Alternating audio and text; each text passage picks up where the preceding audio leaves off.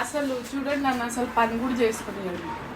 దిగుతే bedsheet వేస్తుంది అందరూ చల్లగా కూర్చోచ్చు అంటే అస్సలు మాటినాడు. కావాలనే దిగు అది వేసిన తర్వాత చల్లగా కూర్చో, అర్థమవుతుందా? మళ్ళీ మీదికి ఎక్కకు నువ్వు. ఇదిగో ఎవరు వచ్చారు చూడు కిటికీలో. ఇదిగో ఇదిగో కోతి వచ్చింది చూడు కోతి. అస్సలు చాలా విసిగిస్తాడు రిసి, మామూలుగా కాదు.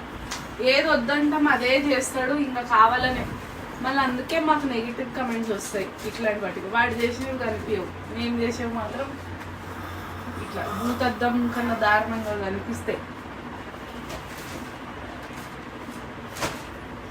బయటికి పోయాడు వాడు గొప్పోడు, ఇట్లా సగం సగం పనులు చేయిస్తాడు నాతో.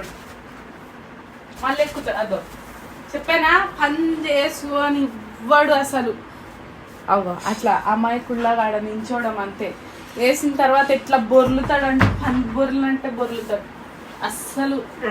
అదిగో వేసే టైంలోనే వెయ్యాలి అని చెప్పా. అది వేయక ముందు మీకు అద్దంలో కనిపిస్తూ ఉంటాడు, ఆడ కూర్చున్నాడు అక్కడ. రిజి లేస్తా మంచిగా వేసుకొని ఏసీ ఆన్ చేసుకుని పడుకుందాం మనం.